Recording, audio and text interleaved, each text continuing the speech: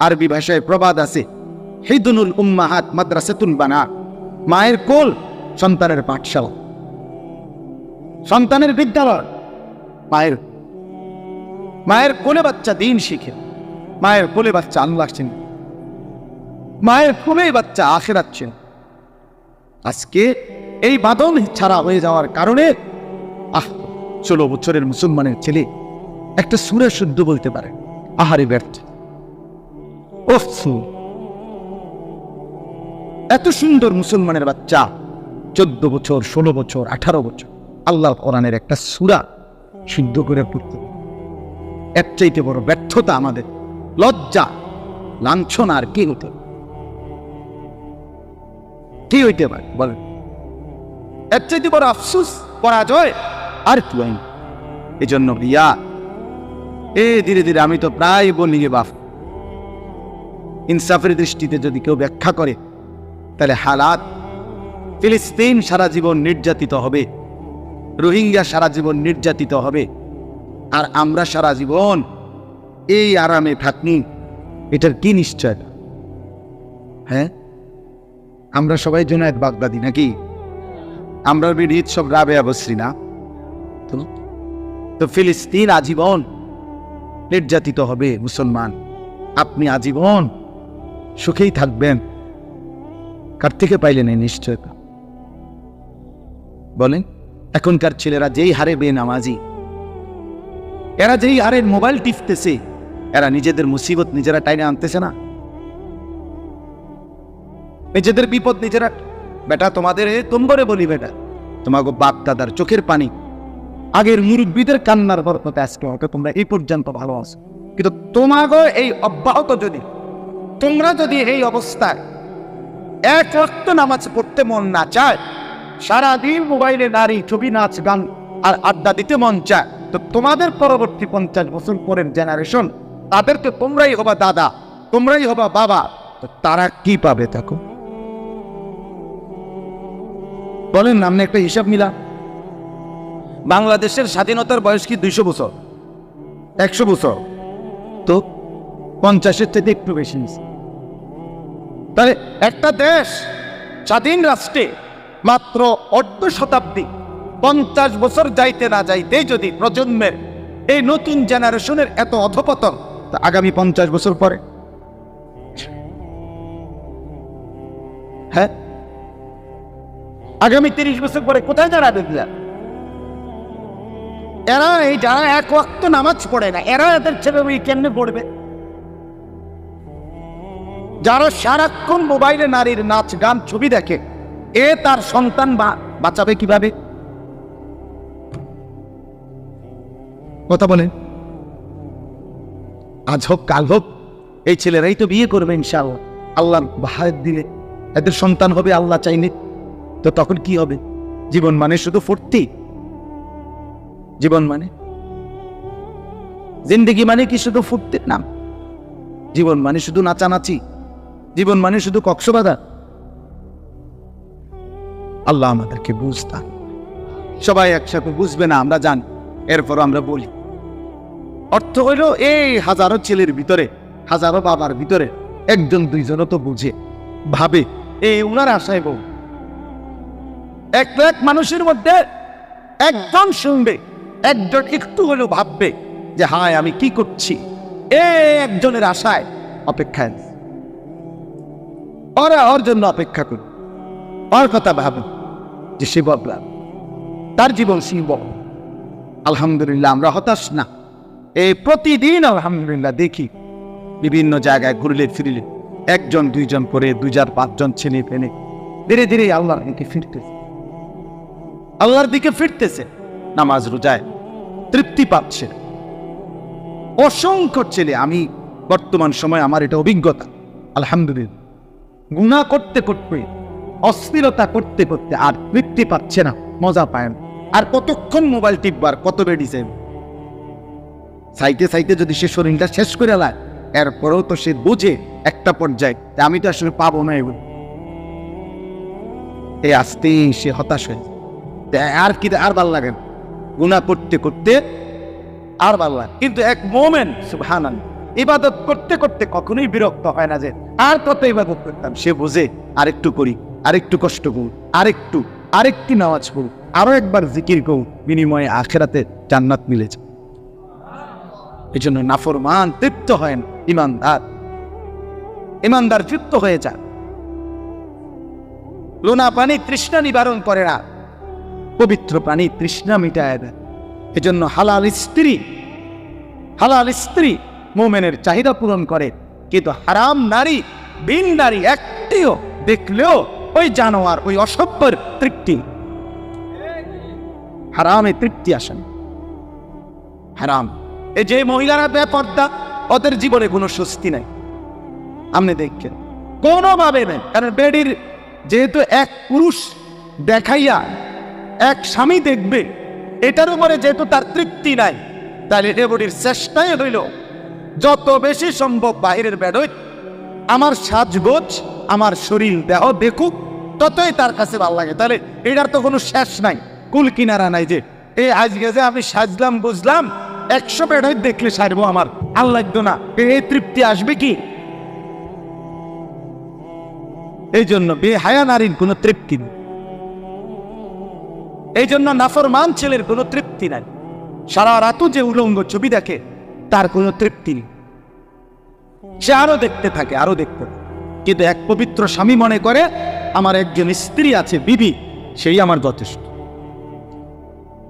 সেই আমার যথেষ্ট। আল্লাহ আমাদেরকে বুঝ দান করে।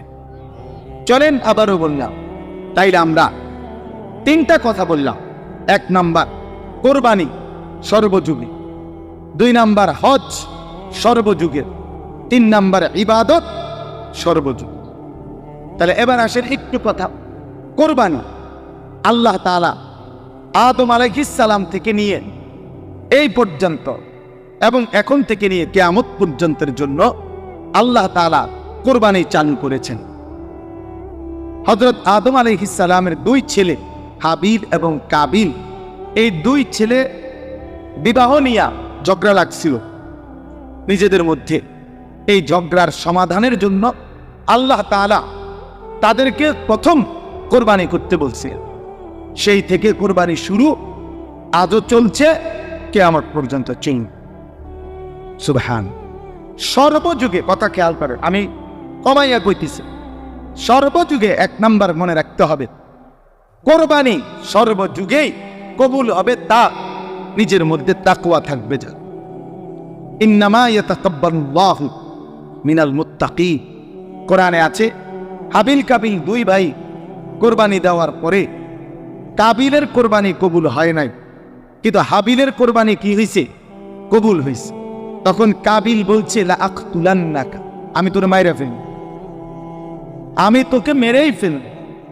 তখন হাবিল বলছে ভাই আমারে মাইরা লাভ নাই, বরং ইন্নামা ইয়াতাকাব্বালুল্লাহু মিনাল মুত্তাকিন, মনে রাখবা সর্বযুগে কোরবানি কবুল হবে তার তাকওয়া থাকবে। যাও, তাকওয়া কি? তাকওয়া হলো 3 জিনিস। 1 নম্বর হলো সমস্ত গুনাহ বর্জন করা, 2 নম্বর হলো সমস্ত ইবাদতে লেগে থাকা, 3 নম্বর হলো সর্বাবস্থায় আল্লাহকে ভয় করতে থাকা। গুনাহ বর্জন, ইবাদত পালন, আল্লাহর ভয়, এটাই তাকওয়া। তাইলে যে ব্যক্তি শুধু কোরবানির দিন আমনে গরু জবাইয়ের আগেও বিড়ি খান, আমনের গতকালকেও আমনের টাকা সুদের টাকা, আবার কোরবানির দিনও আপনি জোহরের নামাজও পড়েন না, আসরের নামাজও পড়েন না, কোরবানির দিনও আপনি মিছে কথা কন, আমনের মধ্যে ইবাদত, আল্লাহর ভয়, গুনাহ ত্যাগ বলতে কিছুই নাই। কোরবানির দিনও আপনি টেলিভিশন চান, নাচ গান চান, আমনের কোরবানি কবুল হয়তো বুঝে গেলেছেন। কথা বুঝছেন না? আপনি কেন কোরবানি কবুল হবে? আপনি কোরবানি কবুল হওয়ার জন্য ব্যবস্থা নিছেন কি? গরু কিনবার জন্য না বুদ্ধি করছেন? মানুষ লইয়া গেছেন 3 জন, গরু বাজারে গরু চাইয়ে লইছেন, সেটা তো ঠিক আছে, কিন্তু কোরবানি কবুল হওয়ার জন্য ব্যবস্থা নিছেন কি? কোরবানি কবুল হওয়া, গোশত খাওয়া আর কবুল হওয়া এক কথা না, জবাই হওয়া আর কবুল হওয়া এক কথা না। জবাই তো প্রতিদিনে হয়, যে কেউ জবাই করলেই তো গরু জবাই হবে, কিন্তু জবাই আর কবুল তো এক কথা না, গোশত খাওয়া আর কবুল হওয়া তো এক কথা না বাপ। অতএব আমি আপনাদের কাছে বললাম, এটা কোরবানি কিন্তু আর 10 দিনের গরু জবাই নয়। গরু আমাদের দেশে প্রতিদিন জবাই হয় কিনা কথা বলেন না? বাজারগুলোতে গরুর গোশত বেচা হইতেছে না? তো তাহলে গরু তো প্রতিদিনই জবাই, তো কোরবানি আর আলাদা কি? কোরবানি তো গরুই জবাই করে, তো এটা তো প্রতিদিন হইতেই আছে। তাহলে বোঝা গেল কোরবানি শুধু গরু জবাই নয়, আলাদা কিছু। আলাদা কিছু কি না, সেটা ইবাদত, আর সেটা কবুল হবে তার তাকওয়া থাকবে। আল্লাহ তাআলা কুরআন কারীমে বলছেন, লান ইয়ানালাল্লাহা লুহুমুহা ওয়ালা দিমাউহা ওয়ালাকিন ইয়ানালুহুত তাকওয়া মিনকুম। আল্লাহ বলেন, আমার বান্দা শুনো, তোমাদের গোশত, রক্ত, কুরবানির প্রাণীর কিছুই আমি নেই না, আমি শুধু তাকওয়াটা নেই। আমি তাকওয়া নেই। তুমি দেখছো গরুর দিকে, আমি দেখছি তোমার জিন্দেগি। তুমি দেখো গরু কেমন হৃষ্টপুষ্ট গরু, আল্লাহ বলেন আমি দেখছি তুমি কেমন ইবাদত আমলওয়ালা। আমি তোমাকে দেখবো, তুমি গরুকে দেখো। কথা বুঝছেন কিনা বলেন? তুমি কি দেখো? গরু দেখো। আল্লাহ বলেন আমি দেখবো কি? তোমাকে। ইন্নাল্লাহা লা ইয়ানজুরু ইলা সুওয়ারিকুম ওয়ালা ইলা আজসামিকুম। নবী সাল্লাল্লাহু আলাইহি ওয়াসাল্লাম বলেন, নিশ্চয়ই আল্লাহ তোমাদের চেহারা শরীর দেখবে না, ওয়ালাকিন ইয়ানজুরু ইলা কুলুবিকুম ওয়া আমালিকুম, বরং আল্লাহ তোমাদের দিল দেখবেন আর তোমাদের আমল দেখবেন। আল্লাহ দেখবেন বান্দা কুরবানি আজকে, অথচ প্রাণী তো জবাই করলা, তো গোশত কুটতে কুটতে, হাড্ডি চুলতে চুলতে, হাড্ডি কোবাইতে কোবাইতে জোহরও শেষ, আসরও শেষ, মাগরিবও শেষ। কোরবানি তো ছিল ওয়াজিব, জোহর তো ছিল ফরজ। কোরবানি তো ছিল ওয়াজিব, আসরের নামাজ তো ছিল ফরজ। আল্লাহর জন্য কোরবানি করলে আবার নাচ দেখো কেমনে। আল্লাহর জন্য কোরবানি করলে কোরবানির গোশত খাইতে খাইতে টেলিভিশনে নাটক, সিনেমা, নর্তকীর ছবি দেখো কেন? এটা কেমনে হইল আল্লাহর জন্য? এটা কেমনে হইল কোরবানি? এটা তো আর 10 দিনের মতো, বছরের অন্য দিনের মতো গোশতই খাওয়া। হ্যাঁ বলেন? এই জন্য আমি বললাম কোরবানির ক্ষেত্রে এটা মনে রাখতে হবে, কোরবানি যেন হয় আমার আপনার জিন্দেগি গুণামুক্ত অবস্থা। নাই তো আসমানে যাবে না, আমনের ঘরে যাবে। আমনের ঘরে গোশত যাবে, চুলায় রান্না হবে, সিদ্ধও হবে, রুটির লগে খাইতেও পারবেন, সবই ঠিক আছে। কিন্তু আসমানে যেতে হলে, আল্লাহর কাছে চাইতে হলে তাকওয়া লাগবে। তাকওয়া লাগবে। টাকাটা হালাল হইতে হবে। 1 টাকা হারামের টাকা, এটা দিয়া কোরবানি করবে না। এবং হারাম টাকার শরীক যে হয়, তার কারণে বাকিদের কোরবানিও করবো না। আপনি যদি বলেন বুঝবো কেমনে, না বুঝলে আপনি এত লগে করেন কেন? কথা বলেন না কেন? আপনি 1.5 লাখ টাকা, 3 লাখ টাকার গরু লোক দেখাইতে গেলেন কেন? আপনার সন্দেহ হয়, আবার সামর্থ্য আপনার পুরা নাই, কম। আপনি পুরা পারতেন না 1 লাখ টাকার কোরবানি দিতেন, আপনি খাসি কোরবানি দেন। এটা তো ইবাদত, এটা তো গোশত খাওয়া না। কথা বুঝছেন? এই জন্য মনে রাখতে হয়, 1 টাকা হারাম টাকা, সুদের টাকা, ঘুষের টাকা, বাজারে ব্যবসা করে ওজনে কম দেয়, এ তো ধোঁকাবাজ। এ তো ধোঁকাবাজ। পণ্যের গুণাগুণ 2 নম্বর মালরে 1 নম্বর বলে, 3 নম্বর মালরে 1 নম্বর বলে, এ তো ধোঁকাবাজ, বাটপা। তাহলে এই বাটপারে যে টাকাটা নিল, যেটি বাটপারের টাকা না? কথা বলেন না কেন? তো এ তো নাজায়েজ টাকা। এই টাকা দিয়ে কোরবানি জবাই হবে, প্রাণী গোশত জোশ হইব, ভাতও খাওয়ান যাইব, রুটিও খাওয়ান যাইব, আসমানে যাবেন। কোথায় যাবে না? আসমানে যাবে, রবের কাছে যাবে না, মালিকের কাছে যাবে না। কথা সত্য হইল, এটাই সত্য। এরম যদি আপনি বলবেন, এরম কইলে আর কয়জনে কোরবানি দিব? দিয়েন না আপনারা কেউ, অসুবিধা কি? কথা বলেন না কেন? আল্লাহ ঠিকে যাবে, ঠিক না? ফেরেশতারা আটকে পড়ে যাবো নাকি? তো আর অসুবিধা কি? সমস্যা কি? কোরআনে আল্লাহ বলছে, ওমান কাফারা ফাইন্নাল্লাহা গানিয়্যুন আনিল আলামিন। আল্লাহ বলে তোমরা যারা হজ করতে অস্বীকার করো, অবজ্ঞা করো, অবহেলা করো, তাইলে মনে রাখো কোনো সমস্যা নাই। আমি আল্লাহ গোটা পৃথিবীর সমস্ত মানুষ কারো প্রতি মুখাপেক্ষী নই, আমি সবার থেকেই অমুখাপেক্ষী। কেউ যদি আমাকে সেজদা না করে আমি আল্লাহর বড়ত্বের মধ্যে কমবে না, আবার সবাই যদি আমাকে সেজদা করে তবুও আমি আল্লাহর বড়ত্বে বাড়বে না। আল্লাহ বাড়েও না কম, কথা বুঝেন না? সবাই নাফরমানি করলেও আল্লাহ কমে না, সবাই জুনাদি হয়ে গেলেও আল্লাহ কি হয় না, বাড়ে না। আল্লাহ তো আল্লাহই, ওয়াহুয়াল আলিয়্যুল আযীম, তিনি তো বড়ই, তিনি তো আজিম, তিনি তো আকবার। আল্লাহু আকবার, তিনি তো বড়। আপনি কীর্তন বড় বানাইবেন, আপনি বড় বানাইবেন কেন? বড় আল্লাহর নাম মিলে আল্লাহ আপনারে বড় বানাবেন। কিতাবের মধ্যে আছে কোন বান্দা যখন বলে সুবহানাল্লাহ, বলেন তো, আবার বলেন তো, আল্লাহ বলে এটার অর্থ হলো হে আল্লাহ আমি আপনার পবিত্রতা বর্ণনা করিতেছি, এই সুবহানাল্লাহ অর্থ। তো আল্লাহ বলে আচ্ছা মাশাআল্লাহ বান্দা তুমি আমার পবিত্রতা বর্ণনা করছো, আমি তো এমনিতেই পবিত্র, তুমি বললেও না বললেও তো ঠিক আছে। সাব্বাহতানি, তুমি আমার পবিত্রতা বর্ণনা করেছো, চলো উসাব্বিহুকা, আমি তোমারে পবিত্র বানাই। আলহামদুলিল্লাহ বলেন তো, আল্লাহকে আমি বললাম আল্লাহ আমি আপনার প্রশংসা করছি। আল্লাহ বলেন তুমি আমার প্রশংসা করলা, আমি তো এমনিই প্রশংসিত, যাও তোমাকেও আমি প্রশংসিত বানাই দিলাম, মানুষ তোমারে ভালো বল, জিকির করে দেখো তোমারে দেখবা মানুষ ভালো। কোন লোকটা নামাজ, লোকটা আল্লাহ, লোকটা জিকির আজকার করে, বল মানে আল্লাহ জিকিরের বরকতে তোমারে কি বানাই দিবে, দামি বানায়। তাইলে আল্লাহ তাআলা বলেন তোমরা কেউ বন্দেগী না করলেও আমার সমস্যা নেই, আমার সমস্যা নেই।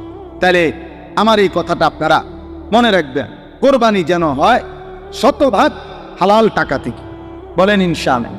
2 নাম্বার, কোরবানি যেন হয় গুনাহমুক্ত জীবন নিয়ে। কি নিয়ে বলেন না? গুনাহমুক্ত জীবন নিয়ে, গুনাহমুক্ত জীবন, গুনাহমুক্ত জীবন, গুনাহমুক্ত জীবন নিয়ে কোরবানি যেন হয় আল্লাহ সন্তুষ্টির জন্যে। এরপরে আসেন আরেকটা কথা, সেটা হলো হজ। আল্লাহ তাআলা বলেন প্রত্যেক জাতির জন্য আমি হজ্জের বিধান রেখেছি। এই জন্য হজ এটাও আল্লাহ তাআলার মহব্বতের ভালোবাসার সর্বোচ্চ নমুনা, সর্বোচ্চ নমুনা। কেউ যখন আল্লাহকে ভীষণ ভালোবাসে, প্রিয় নবী সাল্লাল্লাহু আলাইহি ওয়াসাল্লামকে খুব ভালোবাসে, তো ওই ব্যক্তির চূড়ান্ত ভালোবাসার নমুনা হজ। হজের মাধ্যমে আল্লাহর বান্দা আল্লাহর ভালোবাসার সর্বোচ্চ নমুনা পেশ করে। যে আল্লাহ আমি নামাজ, রোজা, যাকাত, দান সদকা, জিকির, কোরআন তেলাওয়াত, তাহাজ্জুদ, আওয়াবিন বাড়ির বইয়া পড়তে পড়তে, আদায় করতে করতে আপনার ভালোবাসা আমার এমন তীব্র হয়েছে, এখন আমি আপনারে তালাশ করবার জন্য আপনার ঘরে চলে আসছি। তা আল্লাহ তাআলা বলে ঘুরো, খুঁজো আমারে, বুঝো তার দিকে ঘুরো আমার ঘরের। তো বান্দা হজের মধ্যে, ওমরার মধ্যে আল্লাহর ঘরের চারদিকে ঘুরে, ঘুরতে ঘুরতে আল্লাহকে পেয়ে যায়, আল্লাহর মহব্বত পেয়ে যায়। আল্লাহ তারে এমন পবিত্র বানায়া দেয় যে রাসূলুল্লাহ সাল্লাল্লাহু আলাইহি সাল্লাম বলেন হজ শেষে একজন ঈমানদার মায়ের পেট থেকে নতুন বাচ্চা যেরকম পবিত্র নিষ্পাপ হয়ে বের হলো, সে হাজী সাহেব এমন হয়েই বের। বুঝছেন? এই জন্য হজ মানে আল্লাহর ভালোবাসার চূড়ান্ত নয়। রাসূলুল্লাহ সাল্লাল্লাহু আলাইহি সাল্লামকে যে ভালোবাসে, আপনি যদি বলেন একজন মানুষের গুণাগুণ খুব বললেন যে লোকটা এত ভালো, এত ভালো, এত ভালো, এত ভালো, এরপরে আমি আপনারে বললাম আরে আপনি যে লোকটারে এত প্রশংসা করছেন, উনি আছে তো, উনি চান্দিনায় থাকে, হ্যাঁ আমি উনারে দেখ, কথার কথা আপনি বললেন, তো এই লোকটা কি বলবো? আরে বলেন কি, তো আমি তো একটাবার উনারে দেখা দাও। তো সেই ছোট্টবেলা থেকে কত লক্ষবার নবী সাল্লাল্লাহু আলাইহি ওয়াসাল্লামের নাম শুনছেন, কত হাজার, কতবার নবীর নামে গজল শুনছেন, নবীর জীবনী শুনছেন, নবীজির জন্য মহব্বত হয়েছে মনে, তো আপনি যখন শুনলেন ওই মদিনায় তিনি আছেন, তা আপনি যাবেন না তার কাছে? আপনি যেতে চাইবেন না? আপনার মনে চাইবে না কেন? এটা কেন মন চাইবো না?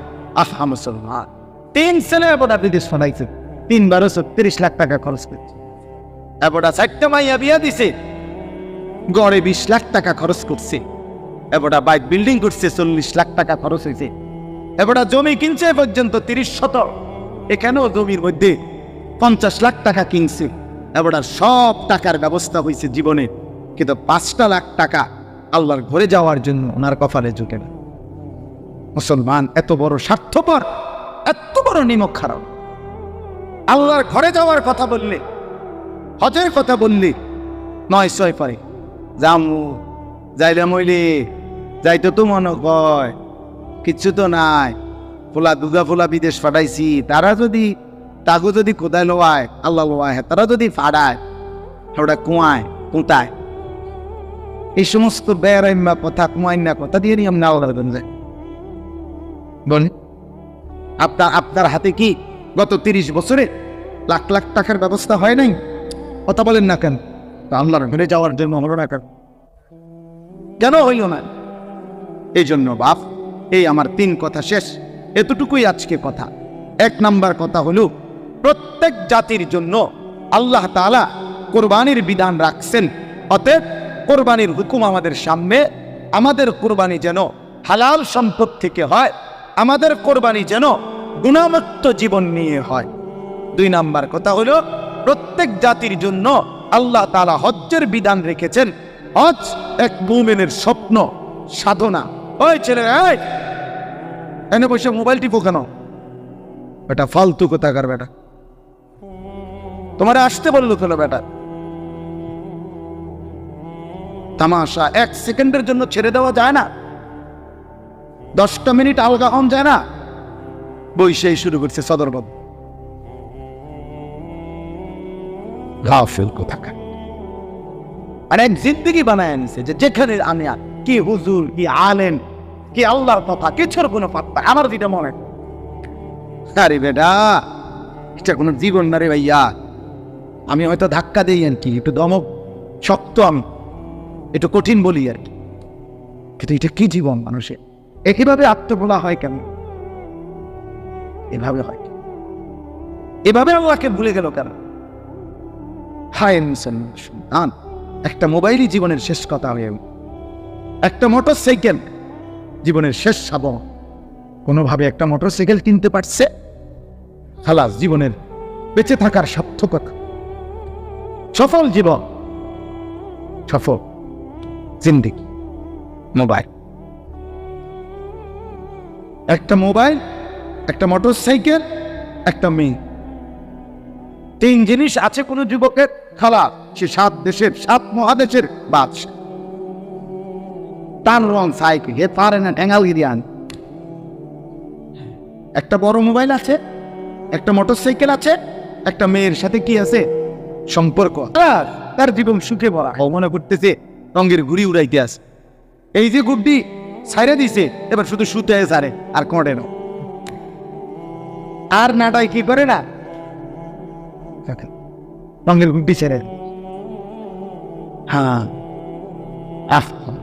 হাই মুসলমান, হাই মুসলমান, হায় আমার নওজোয়ান, আল্লাহ আমাদেরকে মাফ করে দেন।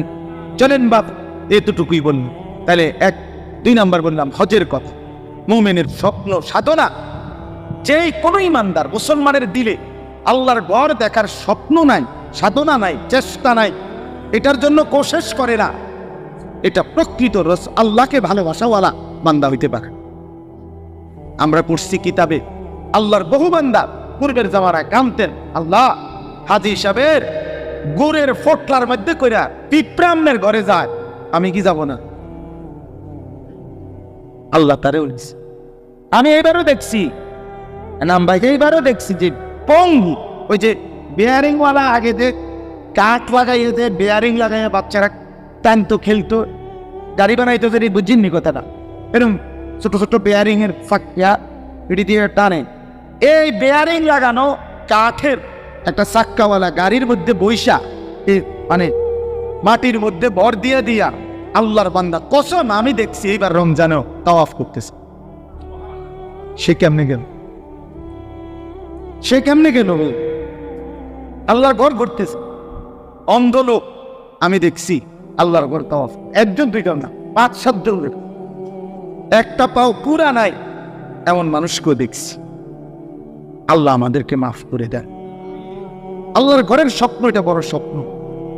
কক্সবাজার মোমেনের স্বপ্ন নয়, মক্কা মদিনা মোমেনের স্বপ্ন। আমরা এই কিতাবে পড়ছি কত বুজুর আল্লাহর প্রিয় বান্দারা বলতেন আল্লাহরে, আল্লাহ আমি প্রত্যেকদিন নামাজে বলি মুতাওয়াজ্জিহান ইলা জিহাতিল কাবা, আল্লাহ কাবার দিকে ফিরে নিয়ত করলাম। আমরা বলি না এটা? তো আল্লাহর প্রিয় বান্দারা বলতেন, এই সাধারণ মানুষ বলতো আগে যে আল্লাহ আর কতদিন আমি বলবো কাবার দিকে ফিরলাম, আল্লাহ আমি কাবার সামনে দাঁড়াবো কমে, আমি কি জীবন ভর বলেই যাব কাবার দিকে ফিরলাম, আমি কি কাবার সামনে দাঁড়াবো না? আপনি আমারে নিতেন না? আচ্ছা এমনি যদি বেড়াইয়া ধরে মালিক সহ্য করে কেন? আরে খোয়াই কি রে তুই আমার, হ্যাঁ আরে কি বান্দারে তুই এটা কেমনে ফেস দিয়ে করি বেটা, যা আয় তুই আয়।